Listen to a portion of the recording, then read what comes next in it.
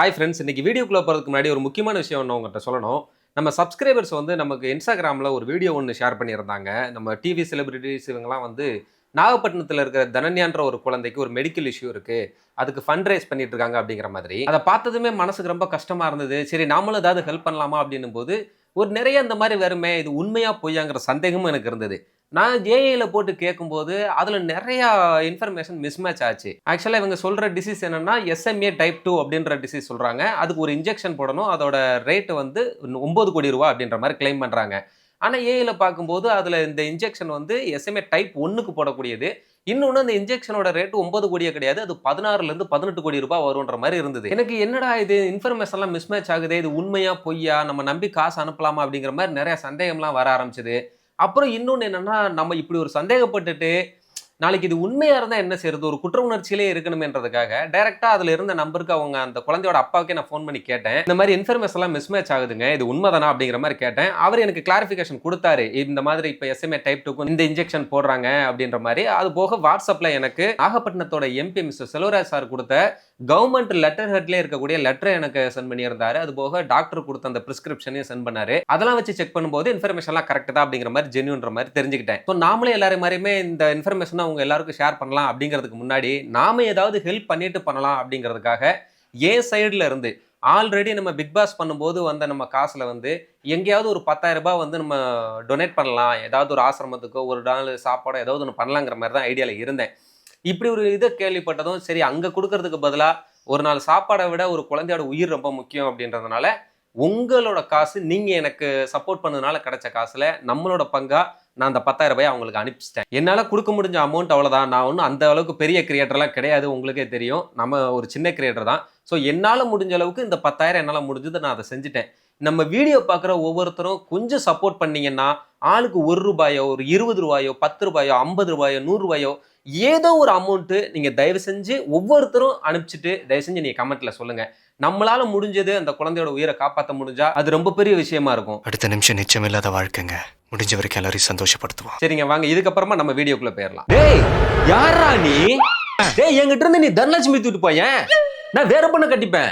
10 kilo தங்கத்தை தூக்கிட்டு போனா எப்படிரா? வீடியோ தானே பாலகா? அம்மா நான் இப்பவும் சொல்றேன், நான் உனக்கு கொடுக்கிறேன்.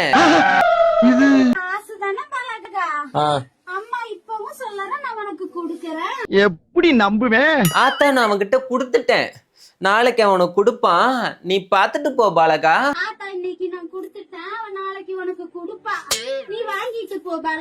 ஆத்தா சொன்னதை கேட்டீங்கல்ல? வீடியோ வரலன்னா அவசரப்படக்கூடாது, பொறுத்துருங்க. ஆத்தா எனக்கு கொடுத்தது நான் உங்களுக்கு கண்டிப்பா தருவேன், சரியா? சரிப்பட மாட்டாங்க. வணக்கம் and welcome to for you. இன்னைக்கு இந்த வீடியோல பிக் பாஸ் போன வாரம் பண்ண வியாபாரத்தை சொல்றமே, போன வாரம் பண்ண வியாபாரம் வாயில வருது பாருங்க. இன்னைக்கு இந்த வீடியோல இன்ஸ்டாகிராம் ரீல்ஸ் அண்ட் மீம்ஸோட ரியாக்ஷன் தான் பார்க்க போறோம். பார்க்கலாம். அப்புறம் நிறைய பேர் போன வீடியோல அகாண்டா 2 ரோஸ்ட் போடு, அகாண்டா 2 ரோஸ்ட் போடுன்னு அத்தனை கமெண்ட் போட்டிருந்தீங்க. உங்களுக்கு ஒரு விஷயம் தெரியுமா? அகாண்டா 2 தான் பிக் பாஸுக்கு அப்புறம் வந்திருக்க வேண்டிய முதல் வீடியோவே. அதுக்கு ஒரு 4 முழுக்க உட்காந்து ஃபுல் ஸ்கிரிப்ட் எழுதிட்டேன். ஆனா எழுதிக்கிட்டு இருக்கும் போதே தான் ஒரு விஷயத்த நான் கவனிக்கிறேன், படம் ஃபுல்லா ஒரு பக்கமா சனாதனத்தை நோக்கியே போய்கிட்டு இருக்கு. கடவுள் மேல நம்பிக்கை போயிருச்சுன்னா ஒரு வார்த்தைக்கு கட்டுப்படுற இந்த நாடு துண்டு துண்டா போயிடும் சார். சொல்ல போனா அந்த படத்துக்கு அகாண்டான்னு பேர் வச்சதுக்கு பதிலா சனாதன அஜாண்டான்னு பேர் வச்சிருந்திருக்கலாம். உங்க எண்ணம் ராங், உங்க திட்டம் ராங். அதனாலதான் இப்படி ஒரு படத்தை என்னன்னு சொல்லி நம்ம ரோஸ்ட் பண்றதுன்னு சொல்லி தான் ஃபுல் ஸ்கிரிப்ட் எழுதி முடிச்சுட்டு கழுதி இது வேண்டாம்னு சொல்லி விட்டுட்டேன். என்னங்க நீங்க லேட்டுங்க. ஆனா நீங்க அத்தனை பேர் ரிக்வெஸ்டா கேட்கறதுனால பண்ணலாம்னு ஒரு யோசனை வருது. ஒருவேளை இந்த வீடியோக்கு ஒரு 3000 லைக் வந்துச்சுன்னா அந்த வீடியோவை நான் கண்டிப்பா பண்றேன். ஏன்னா கண்டிப்பா என் வீடியோக்குலாம் 3000 லைக் வராதுன்ற நம்பிக்கையில தான் அதை சொல்லிக்கிட்டு இருக்கேன். பார்க்கலாம். இருந்தாலும் உனக்கு இந்த தங்கத்தோட ரேட்டு நாளுக்கு நாள் எகிரிக்கிட்டே போதுங்க. ஹார்ட் அட்டாக்லாம் 3 வாட்டி தான் வரும்னு படங்கள் எல்லாம் சொல்லுவாங்க. தங்க ரேட்டை பார்த்தா நிமிஷத்துக்கு நிமிஷம் டெய்லியும் வரும் போல் இருக்க. அச்சுச்சோ அவரா பயங்கரமான வராச்சே. நான் சின்ன பிள்ளையா இருக்கும் போதெல்லாம் டெய்லி ஒரு 100-200 கூடும்.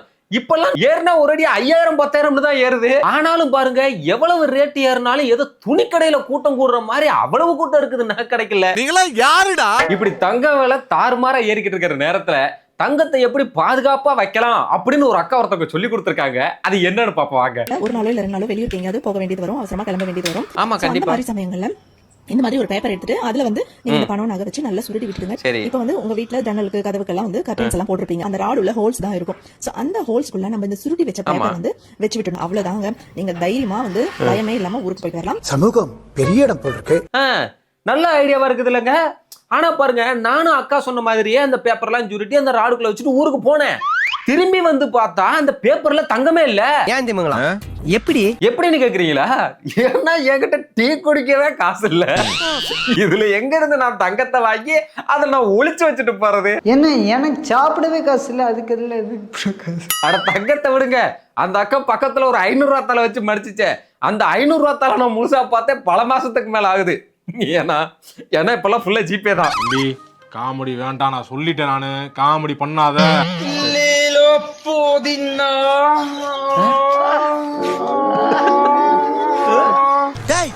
என்னடா இப்படி வியாபாரம் பண்றீங்க? இவன் என்னங்க புதினாவை இப்படி வியாபாரம் பண்றான்? புதினா தானே விற்க வந்தான், அதுக்கு இதுக்கு எம்பிட்டு மூடாகிறான். ஐயோ சினுங்கிறானே, போடா வெளியே. புதினான்னு சாதாரணமாவே சொல்லலாம்டா. புதினாவுல அப்படி என்னடா மூடு இருக்கு? புதினா அவன் அப்படி கத்தும் போது கைய வேற எங்க வச்சிருக்கான் பாத்தீங்களா? எங்க வச்சு தைக்கிறான்னு. சரி, அடுத்ததா நம்ம தனுஷ் அவர்களோட டயலாக் ஒண்ணு ட்ரெண்ட் ஆகிட்டு இருக்கு. அது என்னன்னு பாப்பா. என் பேரு கரசா, என்ன கரன்னு கூப்பிடுவாங்க. இது என்னங்க இது லாஜிக்கு? கரசாமிய கரன்னு கூப்பிடுறதுல அப்படி என்ன ஆச்சரியம் இருக்குது? அப்படித்தானே ஊருக்குள்ள கூப்பிடுவாங்க. இது என்ன செய்தின்னு எனக்கு புரியல. என் பேர் கோபால், எங்க ஊர்ல எல்லாரும் கோபால்னு கூப்பிடுவாங்க. இப்ப என் பேரு கூட தான் விஜய். என்னைய விஜய்னு கூப்பிடாம என்னைய சுடலையப்பா கூப்பிடுவாங்க. இத ஒரு வசனம்னு எழுதி இத டீசரா வேற விட்டுருக்காரு பாருங்க. எங்க நாளா போயஸ் கார்டன்ல வீடு வாங்க கூடாதா? ஐயோ, மறுபடியும் அக்காவா? இது வேறையா? தரிசனம் கொடுத்திருக்க. வர கூடாதுன்னா வர மாட்டேன். நீ தேடி தேடி ஓடனாலும் ஆத்தா கண்ணுக்கு தெரிய மாட்டேன். புரிஞ்சதா? புரிஞ்சுதாத்தா? ரொம்ப நல்லா புரிஞ்சுது. ஆத்தா நினைச்சாதான் வரும். லோன் வாங்குறதுக்கு எவனாவது வந்தாங்கன்னா அப்ப ஆத்தா கண்டிப்பா வந்துரும். கம்பெனி சீக்கிரத்தை வெளியே சொல்லாதடா. நிறைய பேரு நான் சொல்ற வீடியோஸ்ல இருந்து ஷார்ட்ஸ், சின்ன சின்ன வீடியோஸ் இதெல்லாம் எடுத்து அப்லோட் பண்ணிட்டு இருக்காங்க அவங்க சேனல்ல. முதல் விஷயம் அவங்க சொல்லிருக்கேன் கேட்டுக்கோங்க. பொருள் மாறாமல், அவதூறு செய்யாமல், ட்ரோல் பண்ணாமல் எடுத்து அப்லோட் பண்ண எல்லோரையும் வரவேற்கின்றோம். நாங்க காப்பிரைட் ஸ்ட்ரைக் உங்களுக்கு கொடுக்க மாட்டோம். நிஜமாதான் சொல்றியா? அருமையான ஒரு வாய்ப்பா இருக்குது. கார்ப்பரேட் ஸ்ட்ரைக்கும் கொடுக்க மாட்டாராமே. 100 ஆண்டு காலம் வாழ்க. நாங்க டிஜிட்டல் அம்பாசிடரா ஜாயின் பண்ணிக்கிட்டீங்கன்னா நாங்க காப்பிரைட் ஸ்ட்ரைக் கொடுக்க மாட்டோம். நீங்க அப்லோட் பண்ற கண்டென்ட்க்கு. அது ஒண்ணு. இப்ப யூடியூப்ல அந்த வீடியோ மூலமா உங்களுக்கு வர வருமானம் எல்லாத்தையும் நீங்க வச்சுக்கலாம். ஒண்ணு. அதே யூடியூப் உங்களுக்கு என்ன வருமானம் கொடுக்குதோ அதே பணத்தை நாங்களும் மேட்ச் பண்றோம். உங்களை என்கரேஜ் பண்றோம். என்ன அது அருமையான தொழிலா இருக்கியா? அருமையான திட்டமா இருக்குதுங்க. நம்ம அவர் வீடியோ யூஸ் பண்ணி நம்ம போட்டோம்னா யூடியூப் என்ன காசு கொடுக்குதோ அதே காசு இவரும் கொடுக்காராமே. ஆஹா, அருமையான திட்டமா இருக்க சாமி. பந்தயத்துக்கு நாங்க வரலாமா? தாராளமா. இவனை தவிர யார் வேணாலும் வரலாம். பேசாம நான் சேர்ந்துறேன் சாமி. அந்த அப்ளிகேஷன் மட்டும் எங்க இருக்கு சொல்லுங்க, நான் ஃபில்அப் பண்ணி சேர்ந்துறேன். பாருங்க சாமி, என்ன இம்புட்டு நல்லவரா இருக்கீங்க. உங்களை போய் இந்த ஊரே தப்பா பேசுறது சாமி. அவனுங்களா ஒரு தற்கூறிங்க. ஆனா இப்ப எப்படி சொல்லிவிட்டு அப்புறம் கார்ப்பரேட் சைக்கிள் அது கொடுத்துட கூடாது சொல்லிட்டேன். நான் பொருளையும் மாத்தல, நான் உங்களோட ட்ரோல் எல்லாம் பண்ணவே இல்லை சாமி. உங்களை எப்படி சார் நம்புறது? வேணும்னா இப்ப நான் உங்களுக்கு சப்போர்ட்டா தான் வீடியோ போறேன்றதுக்காக நான் வேணா ஒண்ணு செய்யட்டுமா? இப்ப இவரோட வீடியோவை யூஸ் பண்ணி மிஸ்டர் சிக்கன் ஒருத்தர் வீடியோ போட்டாரு. வீடியோ போட்டு இவருக்கு கார்ப்பரேட் ஸ்ட்ரைக் வந்துருச்சுன்னு சொல்லி அந்த வீடியோ டெலீட் பண்ணிட்டு கார்ப்பரேட் ஸ்ட்ரைக் கொடுத்ததுக்காக கதிர ஒரு வீடியோ போட்டு வச்சிருக்காப்ல.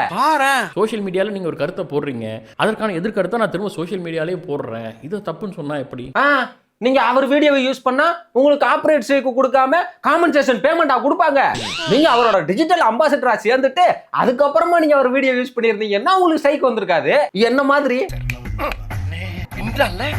நிறைய போறான்டா. அப்படி 2 பேர்த்துக்குள்ள என்ன பஞ்சாயத்து தெரியுமா? சாமி வந்து பள்ளிக்கூடத்துக்குலாம் எதுக்குடா சின்ன பிள்ளைல அனுப்புறீங்க, அம்பிட்டு பிள்ளைய அனுப்பாதீங்க, வீட்டிலே வச்சு ஹோம் ஸ்கூலிங் பண்ணுங்கன்னு ஒரு வீடியோ போட்டுருக்காப்ல. அதை தப்புன்னு சொல்லியிருக்காருங்க இவர் வீடியோவுல. இப்ப அதுக்கே அவர் அப்படி சொல்லியிருக்காரு. இப்ப அடுத்து பாருங்க சாமி எவ்வளவு பெரிய மேட்டர் ஒண்ணு சொல்லியிருக்காருன்னு. வேலைக்கு போறதே தருதரம். வேலைக்கு போகணும்னு நினைக்கிறதே மிகப்பெரிய மோசமான லூசித்தனமான தருதரம் பிடிச்ச புத்திங்க. நல்லா சொல்லுங்க சாமி, எப்படிப்பட்ட ஒரு வார்த்தை. இதை தயவு செஞ்சு எங்க அப்பா கிட்ட போய் கொஞ்சம் சொல்லுங்க சாமி. எப்ப பாரு வேலைக்கு போ வேலைக்கு போ வேலைக்கு போனே சொல்லிக்கிட்டு இருக்காரு. ஊருக்குள்ள எவனை பார்த்தாலும் வேலைக்கு போகலையா வேலைக்கு போகலையா சம்பாதிக்கலையா கல்யாணம் பண்ணலையா இதே கேள்வி சாமி. தாங்க முடியல. இப்படி எவ்வளவு நல்ல நல்ல கருத்துக்களை சொல்லிக்கிட்டு இருக்காரு, அவரை போய் தப்புன்னு சொல்லி வீடியோ போடலாமா? தப்பு பூரா நம்ம மேல வச்சுக்கிட்டு அவரு தப்புன்னு சொல்றது தப்பு சார். நாயும் அவரு பக்கத்துல இருக்கு சார். சாமி, இப்ப கூட நான் உங்களுக்கு சப்போர்ட்டா தான் நான் வீடியோ போட்டிருக்கேன். எனக்கு எதுவும் கார்பரேட் சைட் கொடுத்துட கூடாது. நான் உங்க டிஜிட்டல் அம்பாசிடர் மாறிட போறேன். பயப்பரியா குமார்? தெரியல சாமி எந்த மூட்ல இந்த வீடியோவுக்கு எப்படி ரியாக்ட் பண்ண போறாருன்னு. ஒருவேளை நீங்க லேட்டா வந்து பார்க்கும் போது இந்த வீடியோ சேனல்ல இல்ல அப்படின்னா சாமி ஸ்ட்ரைக்கு கொடுத்துட்டாருன்னு நினைச்சுக்கங்க. ஒருவேளை இருக்குது அப்படின்னா சாமி ரொம்ப நல்ல மனசுக்காரரு, அவர் எதுவும் பண்ணலன்னு நினைச்சுக்கங்க. ரைட்லா ரைட் இருந்தா ஊருக்கு இல்லனா சாமிக்கு. ஆனா உண்மையிலே தலைவர் ரொம்ப செம ட்ரெண்டிங்ல இருக்கக்கூடிய ஆளுங்க. இப்ப அடுத்து ஒண்ணு பாருங்களேன். ஜிம்முக்கு பணம் கட்டி ஷூ வாங்கி அந்த ஜிம்ல போட்டுக்கிற ட்ரெஸ் அத்தனையும் வாங்கி சகலத்தையும் ரெடி பண்ணாலும் அங்க போயும் அங்க ஜிம் பண்ணிட்டு இருக்கிற பொம்பளைங்களை பார்த்துக்கிட்டு சாமி அந்த 7 feet யூனிசெக்ஸ் ஜிம் அது உங்களுக்கு தான் என்ன மாப்பிள?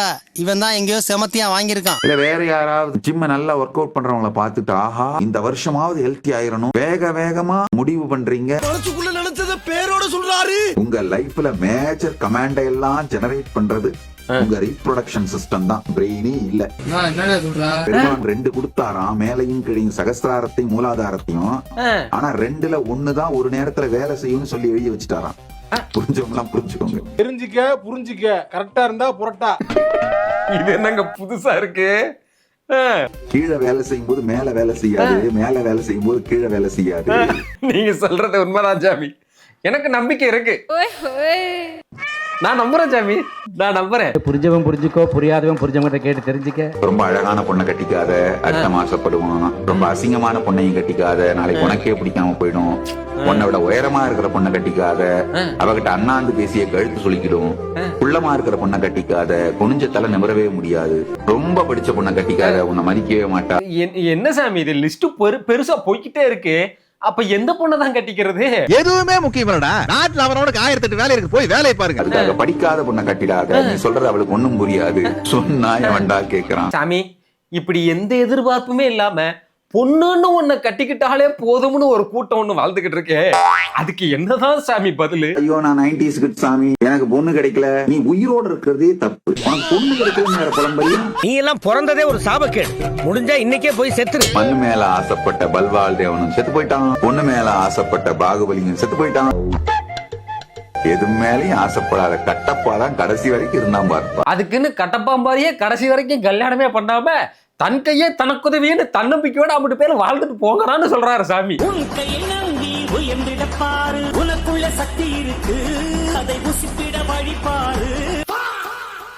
போலித்தனமான கெட்டப்பா வாழ்றத கட்டப்பா வாழ்ந்துட்டு போயிடலாம்ல. போய்யா போய்யா. எவ்வளவு பெரிய தத்துவத்தை நசுக்கி சுருக்கமா சொல்லிட்டியா. சரி வாங்க அடுத்ததை பார்க்கலாம். ஆதிக் ரவிச்சந்திரனுடைய படம் கூட நான் இன்ட்ரோலோட வந்துட்டேன். அதுக்கு மேல படத்தை சொல்றீங்களா? மார்க் ஆண்டனியை நான் இன்ட்ரோல் வரைக்கும் தான் பார்த்தேன். குமார் யாரு இவரு? அதாவது சார் பெரிய டைரக்டர் இல்லையா, இவர் இப்படித்தான் இந்த மார்க் ஆண்டனி படத்தை பாதியிலே வந்தார் இல்லையா, விக்ரம் படத்தையுமே இன்ட்ரோலோட எந்திரிச்சு வந்துட்டாராமா. விஜய் அவர்கள் படங்கள்லாம் நீங்க எப்படி பாக்குறீங்க? பாக்குறது இல்ல சார். மிக பெரிய வசூல எடுத்துட்டு வசூல் எடுக்கிறதுக்காக நான் படங்கள் பாக்குறது இல்ல. ஏன்னு கேட்டா அதுக்கப்புறம் என்னங்க இருக்குது, பெருசா என்ன இருந்துற போது, அவர் ஆல்ரெடி வந்து உயிரோட தான் இருக்காரு, தெரிஞ்சு போச்சு, அப்படி இப்படின்னு இருக்காரு. அமரன் வந்து 60களில் வந்த ரத்த திலகம்னு ஒரு படம், அதுதான் அவ்வளவுதான். ஒரு சீன் புதுசு கிடையாது. இப்படி எல்லா படத்தையும் பாதியிலே எந்திரிச்சு வந்துட்டு படம் நல்லாவே இல்லை, எவனுக்கும் படம் எடுக்க தெரியலன்னு பேசிக்கிட்டு இருக்காரு. அவன் செத்துருவான்னு தெரிஞ்சு அந்த படத்தை போய் கூட்டம் கூட்டமா குணமா ரசிக்கிறீங்கன்னா உங்களுடைய மனநிலை என்ன?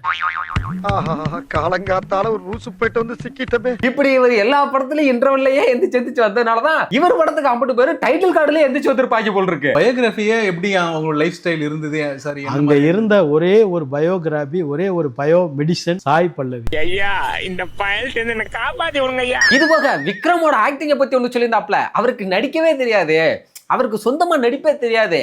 அவர் ஒண்ணு ரஜினி மாதிரி பண்ணுவாரு, இல்ல கமலஹாசன் மாதிரி பண்ணுவாராம். என்னவோ அவர் ட்ரை பண்றாரு. அப்படியே ஒரு விக்ரமா வந்தாருன்னா அவருக்கு என்ன பண்றது அடுத்த செகண்ட் வரைக்கும் தெரியாது. எனக்கு தெரிஞ்சு அப்படிதான். இவன் வேற என்னை ரொம்ப டார்ச்சர் பண்றான். சார் எப்பேற்பட்ட நடிகர்னு தெரியுமா? சார் நடிச்ச திருமதி தமிழ்னு ஒரு படம் பாத்திருக்கீங்களா? The respected police officer without questioning plainly kept us in lockup. இந்த நாத்தம் தான் இனிமே உன் வாழ்க்கை. போன முறை லீவுல வந்தப்ப அரண்மேல ஒளிஞ்சிட்டு இருக்கும் போது பிடிச்சனே அப்படி பிடிக்கவா? அதெல்லாம் நாங்க பாத்துக்கிறோம். நீ என்ன பண்ற? அந்த இடத்த நல்லா தொடச்சு தோரணத்தை தொங்க விடு. ரீசெண்டா ஃபுல்லா இவரோட இன்டர்வியூஸா இன்ஸ்டாகிராம் இதுல வந்துகிட்டே இருக்கு. எங்க பார்த்தாலும் அவங்களுக்கு படம் எடுக்க தெரியல, இவங்களுக்கு நடிக்க தெரியல, ஃபுல்லா நெகட்டிவா ஸ்ப்ரெட் பண்ணிக்கிட்டு இருக்காப்ல. எனக்கு வேலை வெட்டி இல்ல. சரி, இப்ப இந்த வியாபாரம் தான் ஓடிக்கிட்டு இருக்கு. தனக்கு திறமை இல்லாம தோத்து போட வந்த புள்ள இருக்கிற அப்படி பேரை குறை சொல்லிக்கிட்டே இருப்பாங்கல்ல, அந்த லிஸ்ட்ல சேர்ந்துட்டாரு போல் இருக்கு. இல்ல நெகட்டிவ் பப்ளிசிட்டி தேடுறதுக்காக பண்றாரான்னு தெரியல. ஜென்ரலி நெகட்டிவா இருக்கிறது தான் எல்லாரும் பாப்பாங்கறத ஒரு அவர்ல பாத்தீங்களா? எப்படி இருந்தாரு? அவர் பேசுன அது வரப்ப எப்படி இருந்துச்சு அவரோட என்ட்ரி? என்னது சுடுகாட்டுல இருந்து எந்திரிச்சு வந்த மாதிரி இருந்துச்சா? இது என்னங்க புதுவிதமான உணர்ச்சியா இருக்கு. விஜய் வந்தப்போ சுடுகாட்டுல இருந்து எந்திரிச்சு வந்த மாதிரியா இருந்துச்சு. என்னமா ஃபீல் பண்ணி கூவுறான்டா அவன். என்ன பேசுறோம்னு தெரிஞ்சுதான் அந்த அக்கா பேசுதா. அவரை பாராட்டுறோம்னு நினைச்சிட்டு சுடுகாட்டுல இருந்து எந்திரிச்சு வந்த மாதிரி இருந்துச்சு சொல்லுது. எனக்கு எதிரிங்க வெளியே இல்லடா, கூடவே இருக்கீங்க. இதனாலதான்டா ஊருக்குள்ள தற்கொலைன்றானுங்க. என்ன பேசுறோம் ஏது பேசுறோம்னே தெரியாம என்னத்தையாவது பேசி விட்டுறீங்க. சரி வாங்க அடுத்ததை பார்க்கலாம்.